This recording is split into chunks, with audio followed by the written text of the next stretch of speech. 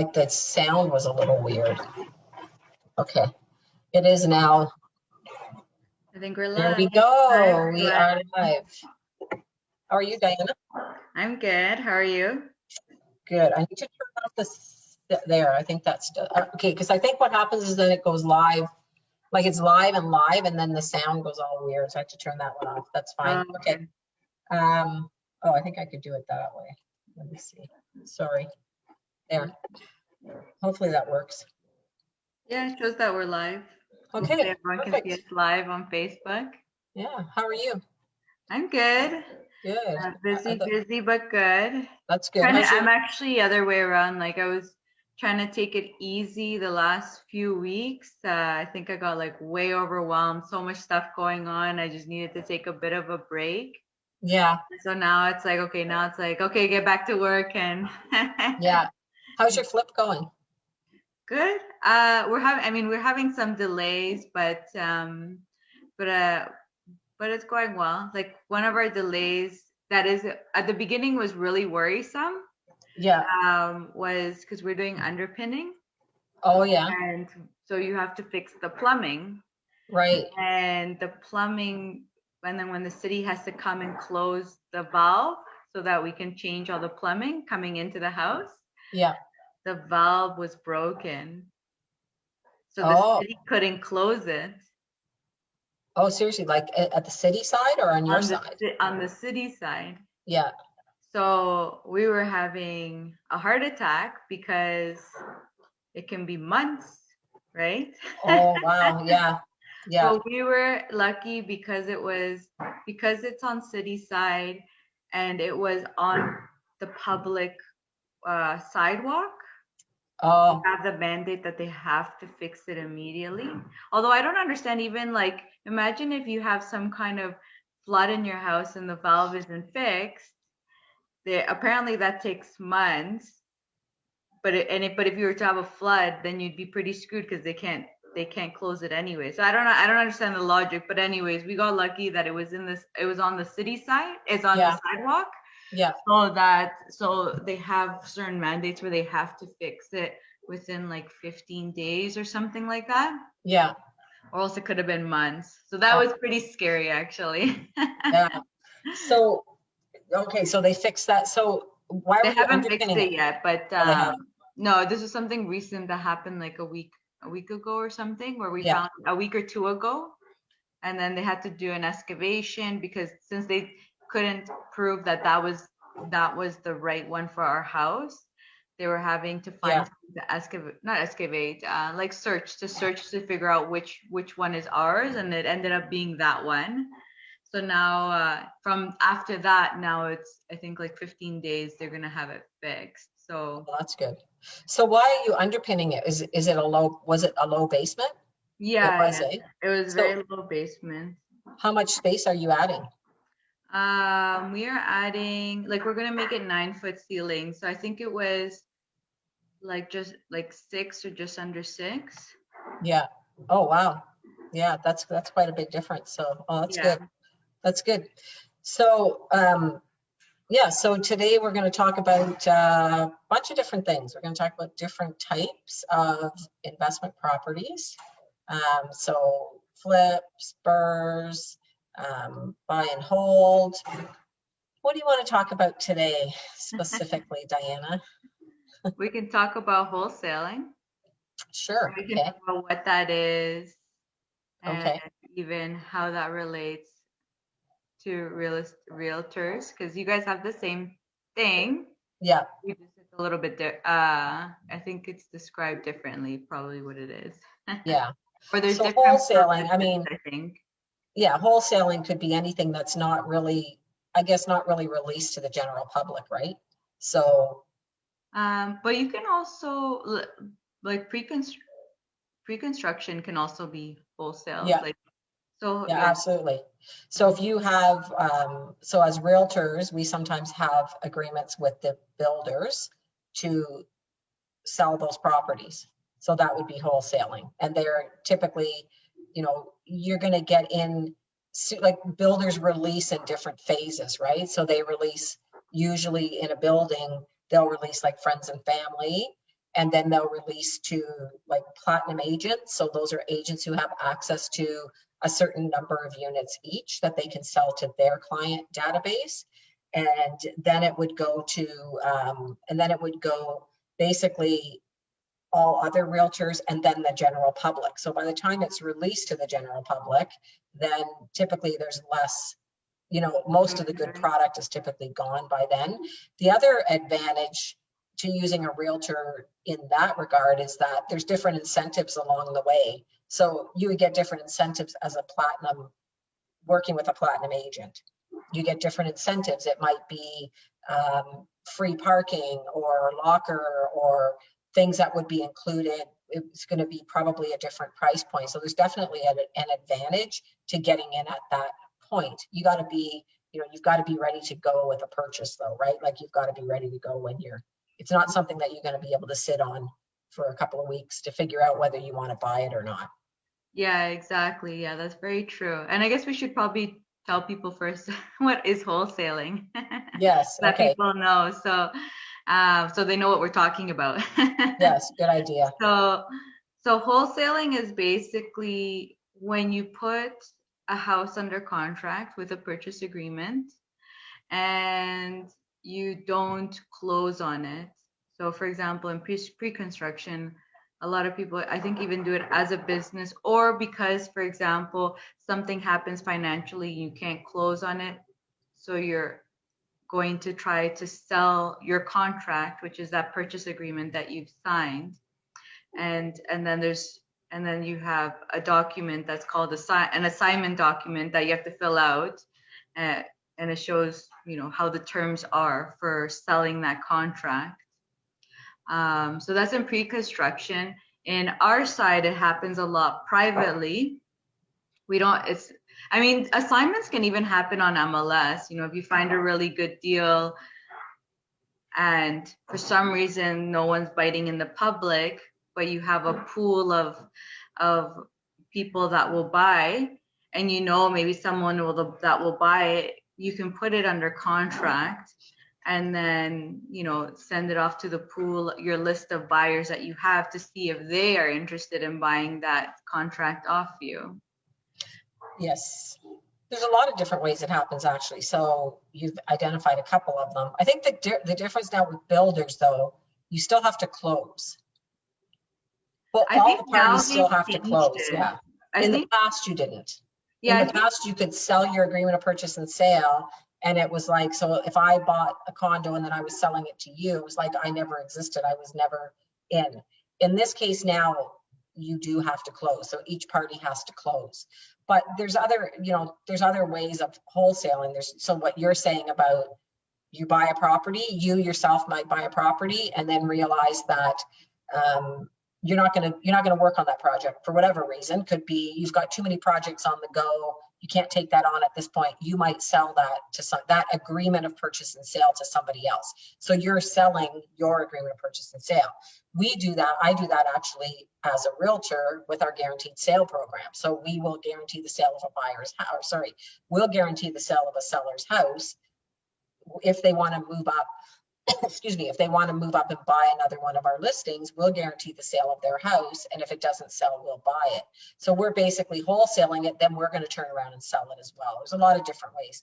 I think sometimes, I think what most people might be familiar with is, they see the sign, they'll see signs that say, we buy houses.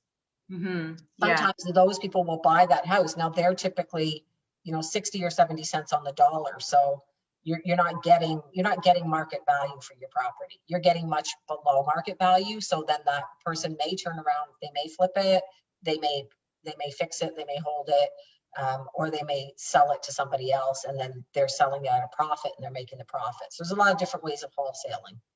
Exactly. Yeah, that's true. And especially on the private side, because a lot of us were sending out, let's say, flyers to buy people's houses. Yes. And we're not really individually picking, because we don't see the houses, so it's just sent out to mass. Right. And each investor has their own criterias that they fall under. Like that. We had one house that we ended up wholesaling because it just didn't meet our criteria for flipping, and it wasn't a good for for making it a duplex or triplex. It just wasn't built in the way that you could duplex or triplex, or I think it was this because it had the zoning, but the layout wasn't, you couldn't do anything with it.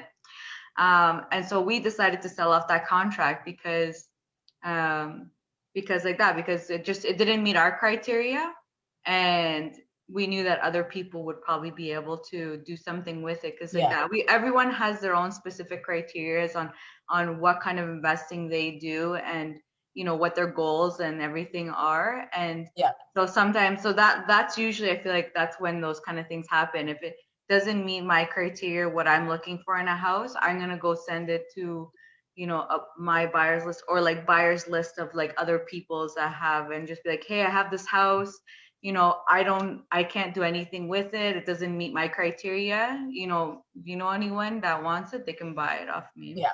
Yeah. But you're not paying, like, I think the misconception is with the general public is that they're getting market value. So in that case, you're not paying the market value for the house. That typically works with somebody who needs a quick sale for whatever reason, right? Sometimes they're estate sales. For some reason, they might be behind on their mortgage, whatever. Yeah, it's unique situations that sometimes going public can't help them. Like one of, I think, the major ones is basically like having to close, let's say, within a month, right? Like a realtor can't guarantee a close in a month. Like they can put it on the market and, hope that it will close.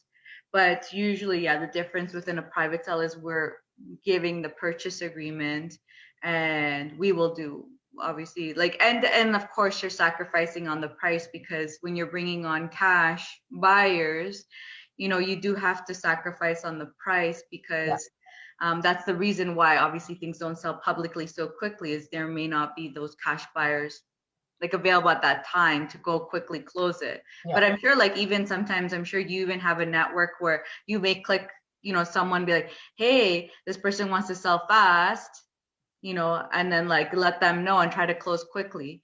But I guess the main difference is just that, like that, like usually if you're going privately, it's because you can probably, you're more guaranteed, like you'll have the purchase agreement in hand. There's lots of buyers that will have, like, here you go, here's the purchase agreement, we'll buy it at whatever time. So I mean, there's a lot of different reasons a person would go that route. Sometimes, so they need a quick sale, could be one. The house may need a lot of work, and they don't want to do the work, so they want to put it on, they want to get rid of it quickly.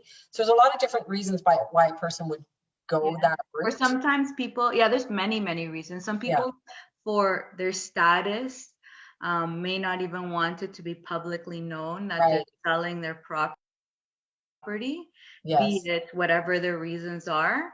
So there's lots of reasons that will cause a person to want to privately sell a property, or even something simple. Like there was one person that had a very, very bad experience with a real estate broker, and just one of those, like, never again, I'm not dealing with them, and they just wanted to sell privately. And so again, they were just like, I don't care, I just want to sell privately. So it's just like, it can be so many different reasons. It doesn't even have to be the fact that, like, they're distressed or, something's going on. It's just like that. Like some people just, it could be even a bad stigma about something, and then it's just like, I don't want to do that again, I'd rather take care of it myself, right? Lots of different reasons. So even sometimes it's just, they just don't want people coming through their house. Someone may be ill. There's tons of different reasons, but I think especially with COVID, that was, I think, really big, because, for example, like that, again, you're sacrificing on the price a bit, but sight unseen was becoming a really big thing in the last 6 to 7 months, where people just didn't want anyone in their house. And again, you're willing to sacrifice on the price because you may get pictures, they'll have pictures available to look at, but you may not, like, still people like to visually see it. So again, you're sacrificing a bit so you can have that comfort of, like, no one going in, and you can just leave peacefully once the purchase has closed, the agreement is closed. And there are some differences when you're buying that way, though, because financing is a little bit different. They're not financed the same way. right? Depending on, because I know with lenders, if it's not on MLS, their criteria, the way they evaluate the criteria is totally different when it's not on MLS.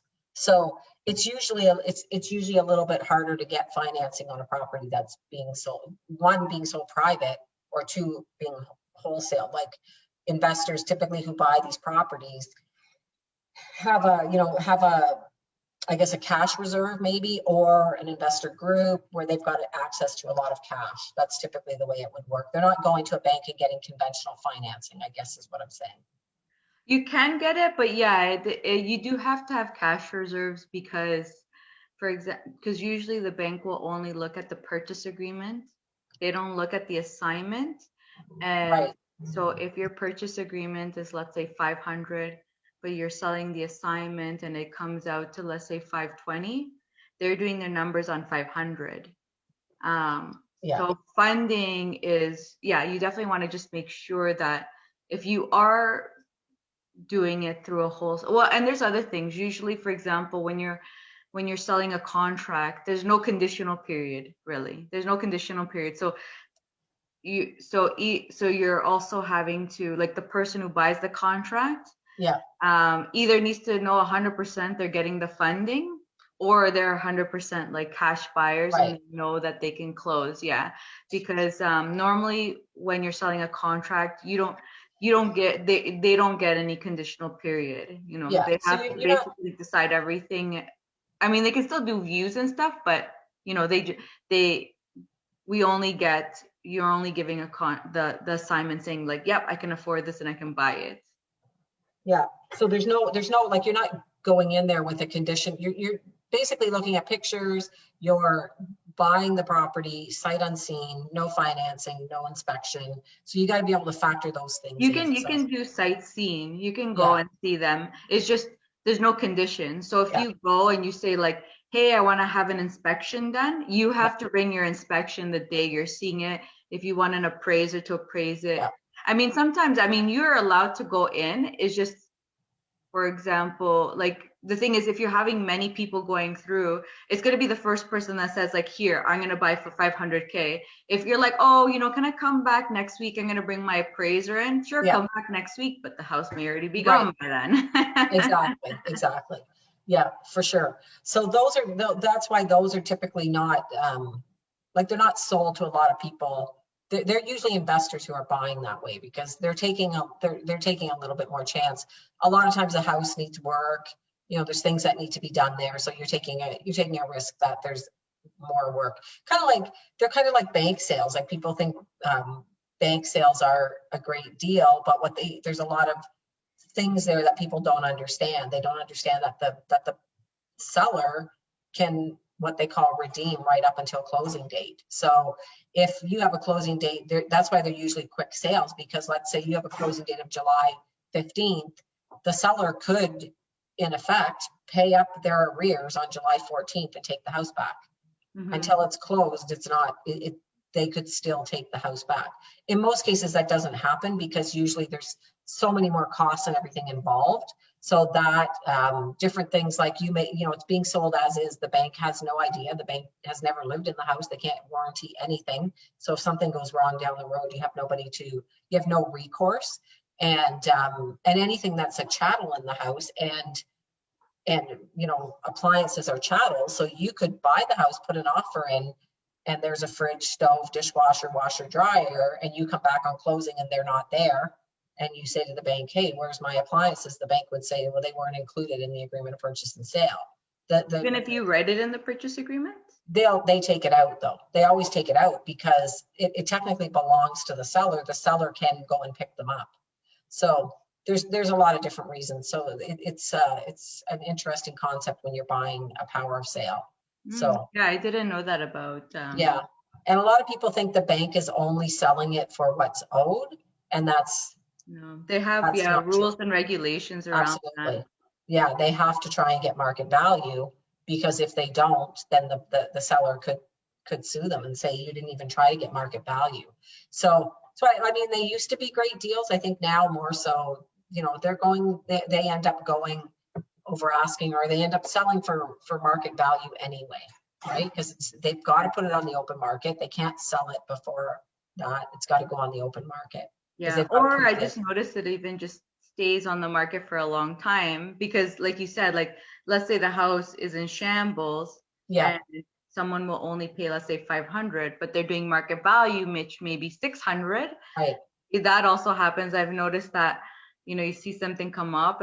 I mean, again, now not so much because of like the Because of market the is market. going Yeah, crazy, but yeah, I mean, before this, you would see that things would sit there, and I yeah, think they even have time frames like after a month, then they can reduce it a little bit, and then so you're yeah, there just sitting there waiting. Come on, make it to yeah. 500, Well, yeah. so I can put a purchase in. Exactly, but it's not only that, it's also like the number of offers and stuff, right? So let's like you're saying, take that scenario. The houses, every house on the street is selling for 600. Let's just say they're all the same. They're all selling for 600, but this one needs a lot of work and it's only worth 500.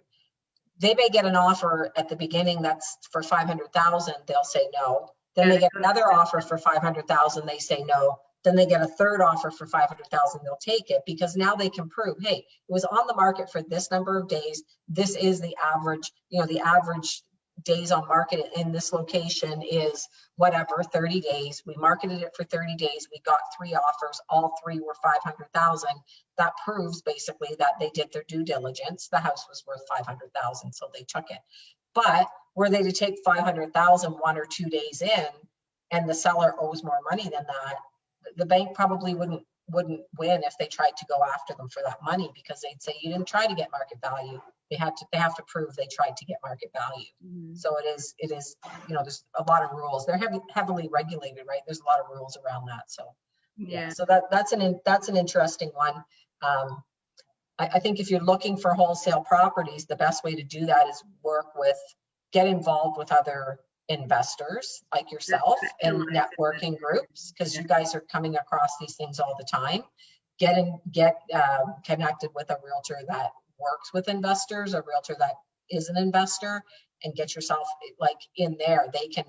We do marketing, like on our team, we do marketing in specific neighborhoods. So if you said to me, I really want to be in let's say the let's just say Parkdale area of Toronto. I really want a house in Parkdale. We would go in and specifically market in a lot of different ways into that neighborhood to find properties if there isn't anything currently available. The last thing we want to do is just sit and wait for something to come out on MLS. So we would do some direct mail. We do, online advertising. We do a lot of different things to get people like that. And with investors, I mean, we get properties like that all the time where somebody wants to sell it really quickly, we'll put it out to our database of investors first. So Yeah, so those is very power sale is always very interesting to go through. yeah, Because like that, like it's funny, I had someone tell me, "Oh, hey, I want to get involved. I want to buy a house that's a power of sale." I'm like, they're not really that interesting. yeah, it's true. It's true. Like A it's lot of so you advertised know, because of the yeah. US, it works For still. me, normally when somebody says to me, I want to buy a power sale, what that means to me is they want a good deal. Yeah. Because they're perceived to be a good deal. So normally we would say, let me understand. Do you only want a power sale? Or if I found you another property that wasn't a power sale, but it was a good deal, you'd be interested. And in most cases, 100% of the time, the answer is, yeah, of course, we Hmm. want a good deal, right? Yeah. So that's typically what people are looking for when they say to me, I want to buy a power sale. So, you know, in this type of a market where the market is very hot, then those properties are going over asking, just like every other property, right? For sure. So it's an interesting concept though, but yeah. Anyway, so that would be wholesaling. And then what do you think, like from your perspective, where do you think that investors get most of their properties that they buy? How do they access them? I think it's a mix, to be honest, because for example, again, the stigma, let's say before last year was that wholesales were undervalued. I Yeah, can tell you in like November to probably February, actually MLS was cheaper.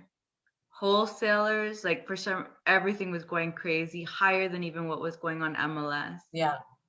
It's Um, interesting, isn't it? It's interesting, but it's a big market though, right? I mean, yeah, people obviously had, I think where the opportunity comes in is where investors, and it probably doesn't happen all at once because of the nature of the beast, but if there's 10 investors, investors are not like, I'm not going to say they don't have unlimited funds. What am I looking for? They don't have unlimited funds, right? Like they do buy more than one property, but at some point, they've got a hold because they've got too many either projects on the go or too many houses lined up.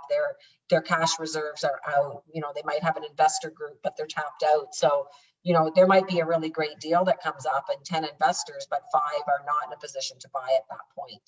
mm-hmm. So then I kind And of, I think it yeah, depends, like just so many people becoming interested in real estate. yeah, It's very interesting actually the way things happen. I feel like, for example, the investors that have been in it for a while, they know when to invest. And then the new ones come in not knowing, but just want to be a part of the hype. Like right. I felt like that was what was happening in January, February, because people are like, oh, private sales like that, like, oh, the stigma, they're always less than what's on the market, which it is normally true because that's the point of it. Yeah, But then everything, so like to me, I was guessing it must have been people or majority, because I was seeing some investors that were also um, buying for more, but they were still doing good deals. But I could tell, like, I think the majority were, I think, new people not knowing. And I feel like when you're new, you get so hyped up and you get into that bidding war because you think like that's just like what you have to do and stuff. And yeah, I think majority of it was that in like the January time, that like that from December to January, where it's just kind of like, I don't, yeah, it was just, um, and that's why as an investor, there's some people that are like, oh, I only look for wholesale deals. I only look on MLS. Like to me, it's just like I look wherever the good deals are. I don't care where they come from. And yeah, but some people are such sticklers to that, which to me yeah, doesn't make sense. You want to always keep your eyes open and find the good deal wherever it comes. yeah. I think that's a paradigm, right? Like where they have this paradigm that you're never going to buy anything on MLS that's a good deal, which is not true, Hmm. right? I, Yeah. I mean, I had this conversation with one of my team members yesterday, and we were talking about, it's a little bit of a different situation, but we were talking about buyers and buyers purchasing properties. This actually kind of goes back to our call last week about talking about opportunity. And a lot of buyers want to buy the property that everybody else wants to buy. Like you've got to look for the opportunities, right? So we've had situations where for instance, I have a property for sale now that just went on MLS, but it's been exclusive for 3 weeks while they fixed it up. And everybody was waiting for the pictures of it. Hmm. And I think that's kind of silly. Like just go see the property. I can describe it to you. I could go do a video walkthrough for you. But people said we want to wait. So they're all waiting till every buyer has the opportunity, which is not what you're waiting for, but people want to know that somebody else is interested, right? The first question buyers always ask is, have there been any other offers on this property? Because Hmm. they want to know that somebody else wanted it as well. And It's if a like the house sits herd on, mentality, right? it It's is like very I much only want so. to do what the group is doing, which Yes, basically that's what the opposite is of an entrepreneur is the opposite, right? You're never wanting 100%. to go with the herd, or you're ahead of the Yes, herd, or you're like going in the opposite direction of the herd. right. We've talked about this, I think, like, I don't know how many times over the past few weeks that there was a huge opportunity in the condo market and everybody said, oh, condos are going to crash. And, so they didn't buy them. And what's happened? Boom, the price of condos has gone up. You would have had to do nothing, absolutely nothing to the condo except sit on it for 2 or 3 months and then put it on MLS. And that's it. You would have made a profit there. But everybody's like, oh my God, that market's going to crash, when you've got to look at the big picture, right? So it's a Exactly. pretty I was like, interesting my concept. battery got disconnected. One Is second. it okay? Are you getting your thing? I think that's a big problem. So I that's what I foresee, especially with a lot of buyers. They want to buy what everybody else is buying. And they jump in when there's other multiple offers, and when there's no other offers, they get nervous and say, oh, nobody else wants it, I'm not going to put an offer in, which is a silly thing to do. Just Yeah. buy it, put your offer in. Do, you know, in that case, a lot of times you have room to negotiate and you have the opportunity to put a home inspection. So, you know, put a home inspection in if you're worried about it, right? And do the home inspection. So it's a really interesting concept to me. And I've seen it, you know, year after year, I see that happening. And it's the people who are brave, not even brave, like it's, you know, it's there, everybody's afraid, everybody's fearful, and there's nothing wrong with that. You should be, because that's what makes you do your due diligence, but you have to move forward anyway. Like, right, fear is, courage is not the opposite, it's just the absence, it's not the absence of fear or whatever. You've just got to move forward, take action. You do a home inspection, you figure out if there's anything wrong, and then you move forward from there. So it's interesting. It's very interesting.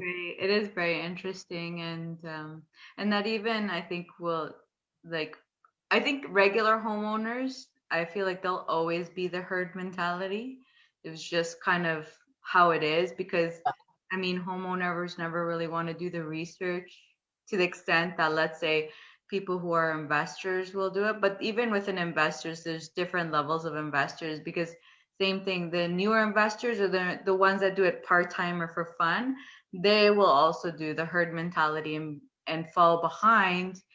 But then if you're doing, at least if you're doing flips, I feel like if you're doing long-term holds, I mean, you will always recover. It doesn't really matter.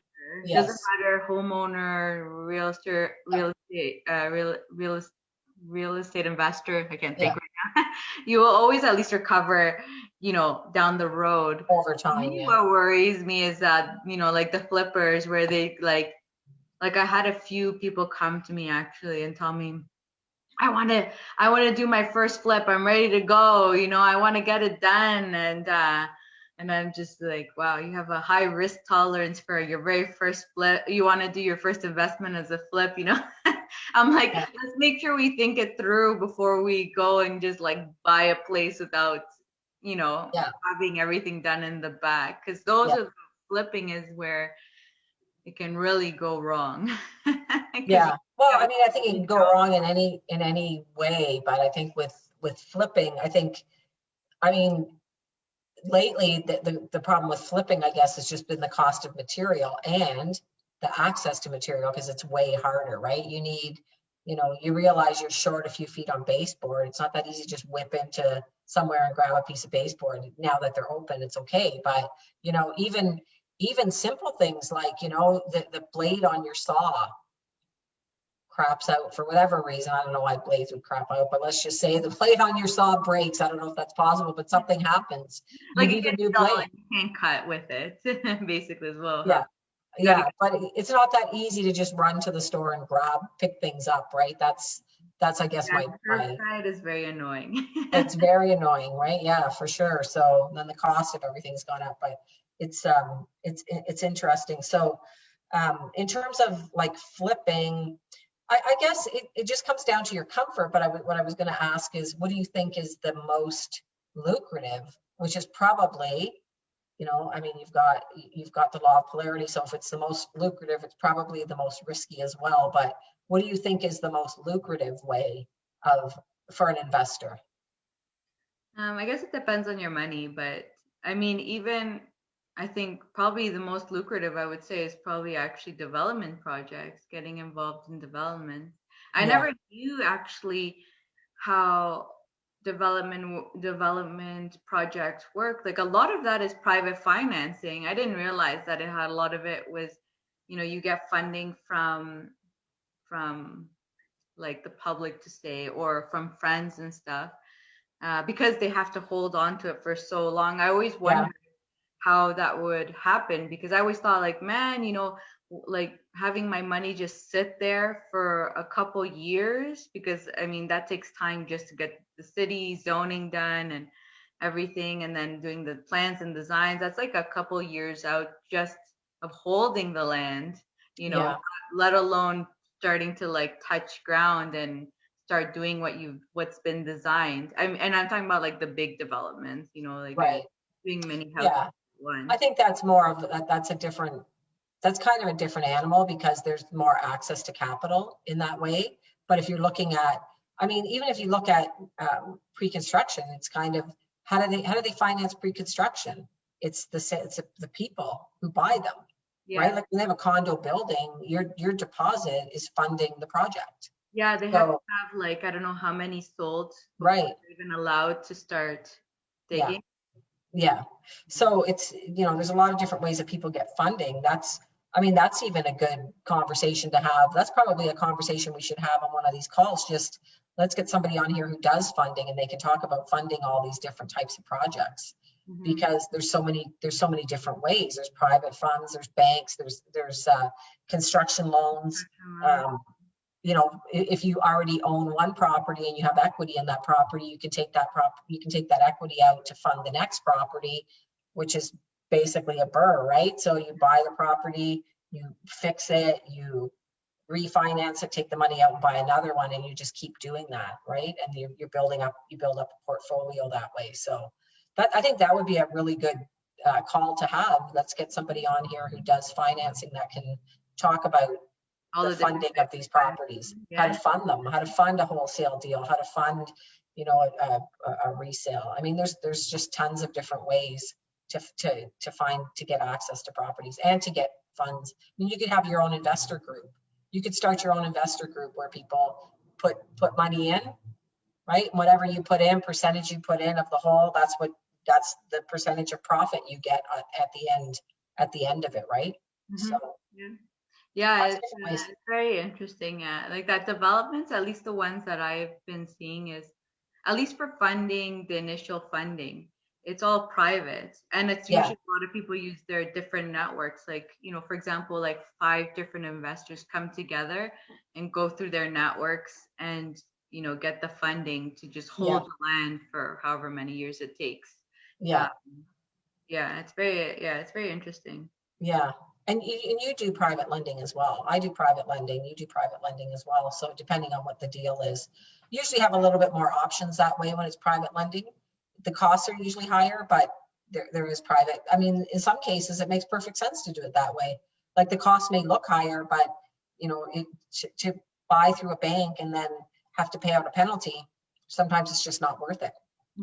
Or again, even the reason, something new that I've also started realizing on the commercial side, um, funding a commercial property, or not even, it doesn't have to be commercial, but using a commercial mortgage, Yeah, um, you realize that the funding is a lot longer than a residential mortgage.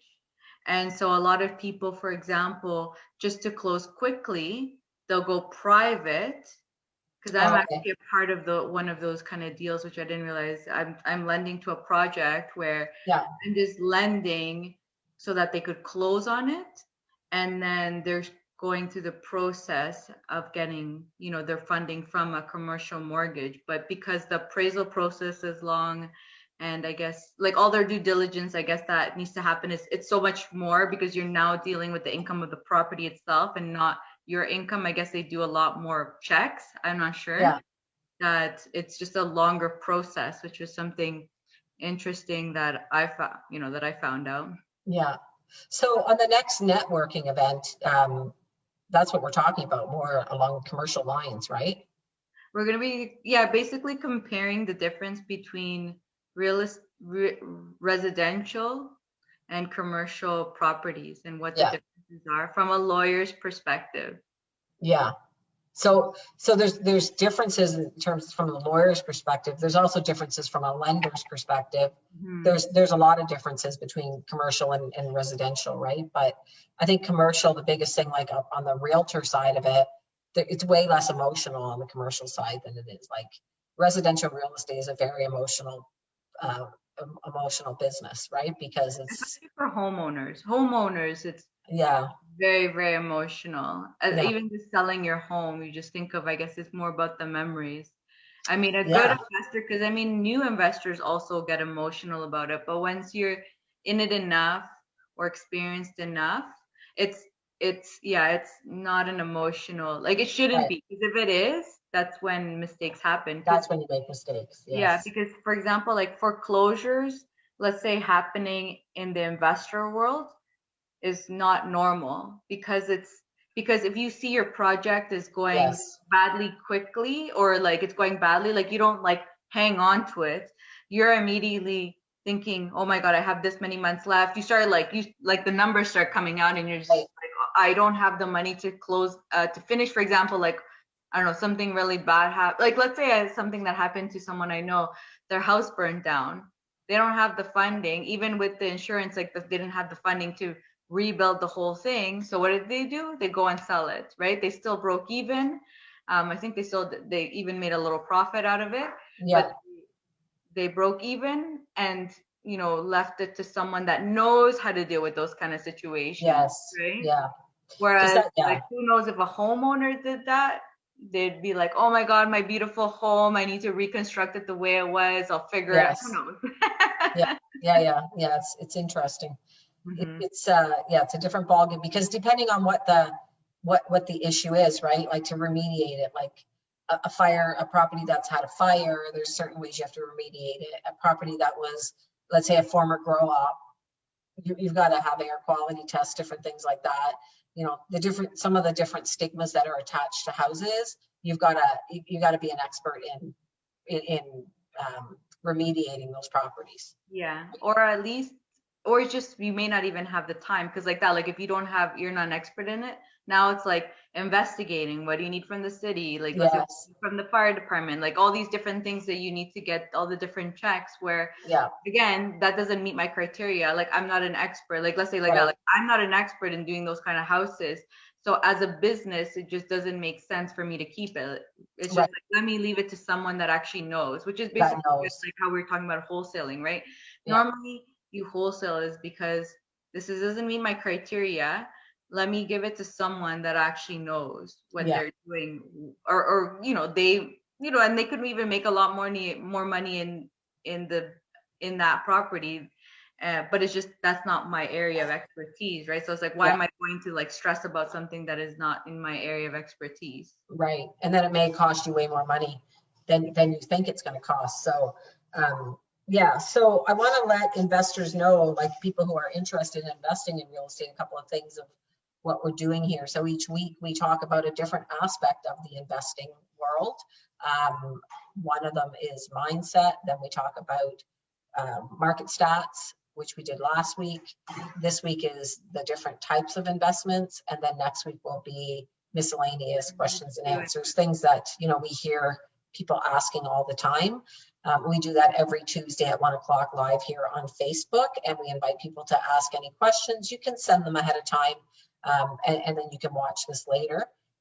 We would appreciate it if this resonates with you, then like our page for sure, so you can see this every week, and pass it on. Share this video. There's a lot of people. I mean, real estate is a hot commodity right now. Everywhere you go, you hear people talking about real estate. So I'm sure some of this information will resonate with people. So share this, and then join us for our investor networking event. That's the third Thursday. Sorry, the fourth Thursday of every month. The last Thursday. The last Thursday. Sorry, the last Thursday of every month is investor networking, and people can get an idea, can network with other investors, which I think is like invaluable. You just can't you can't underestimate how important that is, to be aligned with other investors. You can find other properties, you can run scenarios by them. They're going to think of things that you don't think of, Mm-hmm. and then there's The a segment of mindset, that where it'll probably even change your mindset, because you start yeah, what all the possibilities are that you don't ever hear about in like yeah. other world outside of real Exactly, estate. right? Exactly.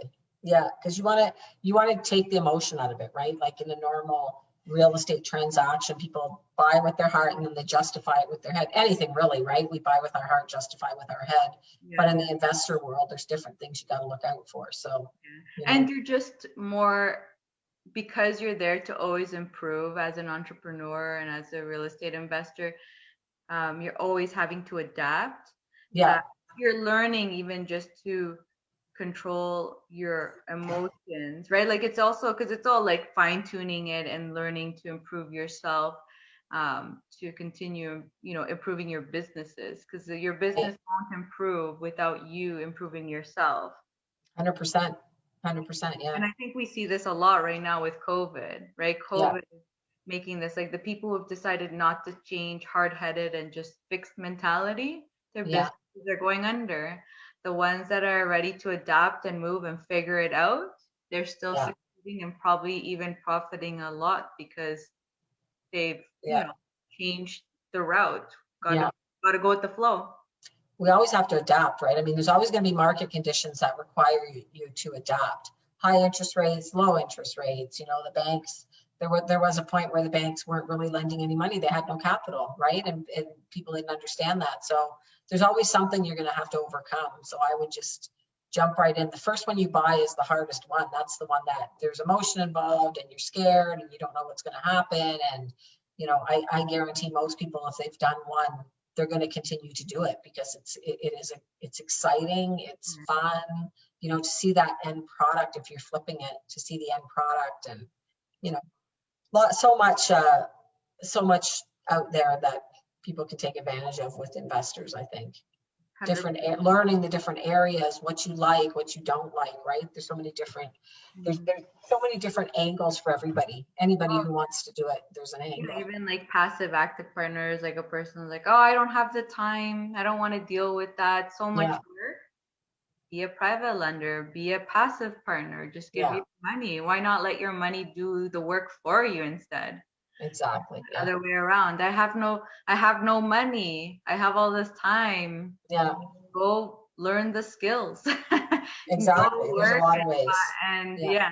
yeah. So there's always, it's about being creative, and I feel like once you jump in, you can't have that creativity until you get in. I feel Yes. like once you get in and you're learning, you're chatting, you're networking, like the Yeah. network is so important because that's when people start saying, "Oh, this is the strategies that I work in. This is what I do. This is how I do this. This is how I do Yeah. that." Then you start forming your opinions and deciding, I like this way that they're doing it. I'm gonna investigate this more." And then you just start seeing how you branch off, and then your mind just starts opening up because you start, picking the types of investors that makes sense to what you're interested in and how to, and then you may see all of a sudden then your creativity starts coming because once you start talking about it and understanding how they do it, then you start being creative with yourself on how you can do it, or you may even think of new ideas that haven't been, like, other people haven't done just because of what from maybe your past situations. You're like, oh, why don't we just do Yeah. this then? I've seen this situation happen here. Yeah. Yeah. That happens a lot. What would you say, just in wrapping this up, what would you say is for somebody who's thinking of starting or somebody who is an investor, what are some good books maybe that you've read that you would recommend? Um, so if you're, I don't know if I always say these same ones. The E-Myth. Have I talked about the E-Myth? Is it E-Myth? I know we've talked about the E-Myth Oh, before, but I'm not sure. I mean, it's always good to hear, right? Like different people are going to hear it all the time. So the yeah. E-Myth is very good. The E-Myth is really good for helping you understand yourself in a business perspective and Yeah. understand the people around you and to make sure you're finding the right people to help you build your team, Yes. Yeah. your close team. I like that That's one. The important. E-Myth is really good. And that happens with anyone because I feel like normally a lot of people just kind of, like, let's say the action taker ones, like they go and get it, they're doing it, or even, yeah, they're doing it and they don't really do the research, but then now you're just like, oh, now I'm thinking to take it to the next level and be a business. Yes. So either beginner, it's good because then you're obviously starting from the beginning with the understanding of how to run a business. Or if you're already running a business, normally you're in that process of how do I take it to the next level because I'm stuck. And usually those Yeah. are like self-employed people, right? It's like Yeah. self-employed, there's only one of me, and I don't have all the time in the world to do everyone's job. And so now you're looking at how do I expand? And then the E-Myth can help you identify what kind of Yeah. people you need on your team and For identify sure. yourself so that you're not obviously picking another you. Yeah. That's a classic. That's a classic. Works in any business, really. The E-Myth, right? Yeah. That's a really good one. Yeah, I like that one. What I about think for everybody you? should read that. What do you I recommend? think so that's absolutely a good one. I think the other there's a lot, but even like marketing books, I think are a good idea to read, right? A marketing book that teaches you about marketing, um, Or because you got to negotiate? market yourself when you go to sell it, right? Dan Kennedy's No BS Guide to Marketing is a good one. There's a lot of good different marketing books out there. I like those. I do like the E-Myth. The one book I like the most about investing is not necessarily about real estate investing, but it teaches you a lot about investing, period, is Tony Robbins' Money Master the Game. That was a huge book. The Wealthy Barber is a good one. There's quite a few good books. I I haven't think read books any of are like, the you said. I'm gonna have to look them up. I think, oh, you have to read Money Master the Game by Tony Robbins. That's an incredible book. I learned so much from it. But I think that reading is the easiest way to teach yourself all this stuff. It's the cheapest and easiest way for you to learn. But you got to read the book with the mindset of learning something from it and putting something into action. You can't just read the book for the sake of reading the book, right? Read the book and then put something into action, whatever that is. Take some type of step in action. You just always got to be in action. Just be in action, I think, is the biggest. 100%. And I mean, that's the definition of learning, actually. Like, how do Yeah. you learn if you're not implementing what? Yes, Like for someone sure. said, it's about if you're collecting data, because that's what it is. If you're just reading books and that's all you're doing is Yeah. reading books, all you're doing is collecting data. What's the purpose of collecting data if you're not implementing that information Right. that you're actually like Right. thinking about? So, like, learning is actually both of them, right? You read and understand the data you're gathering, let's say books, but it's Yeah, up to you to implement it to actually learn for what sure. it is that you're Yeah. reading about. Don't read the book just to say you read the book. Read the book to learn what's in the book and put something into practice, right? It's a lot Yeah. of different ones. I think, just if And when it's you a, find that one that you like, I feel like go on repeat with it because oh, I find absolutely. it Yes. funny that there's like people that pride themselves in reading so many books a Yes. month or a year. And to me, I'm just like, but did you actually learn anything? Yeah. You have Like, to learn something. You have to put something into action. A lot yeah, of times I listen to them on Audible and I buy the book. So a lot of times, because I'm in my car so much, I'll listen to them on Audible, but there's a lot I'll listen to and then I'll go buy the book yeah. because there's just What? so much information in there. Yeah, I'm kind of the same. Like I'll go on Audible and well, I don't use Audible, but I use like I'll Listen to it. listen Yeah. to the books, and when I find that one I really like, then Yeah. same thing, I'll buy the book, and I'm usually doing both. Like I like to even listen to it and follow at the same Right. time, like really Yes, absorb it. for sure. Makes a lot of sense. Mhm. Okay, so this edition we're going to wrap up, and we'll be back here again next Tuesday. I keep going to say Thursday. We'll be back here next Tuesday with miscellaneous. So we'll talk about things that are coming up in the market, and yeah, and we have our networking event coming up soon. So, like I said earlier, please like our page here, share this, and also. Yeah, if you like our page, you'll see all the videos that come up, and just reach out if you want to get involved in the investor group. Lots of good information that happens on there for sure. So Yeah, and if you buy a ticket, then you get 3 free ones. So if you yeah, get a networking ticket, you'll get 3 free ones. So yeah, it's awesome. It's a great networking group. Very, no scarcity mindset there. Everybody's willing to share and help, which is great. So, okay, Diana, have a great day. Thanks again. I'll you talk to you soon. Okay, it's nice chatting with you like always. as usual. Yes, absolutely. Okay, I'll And talk to you guys, soon. don't forget to bring all your questions to us and we can answer them. Yep, perfect. Thanks, Diana. See you later. Bye. Bye.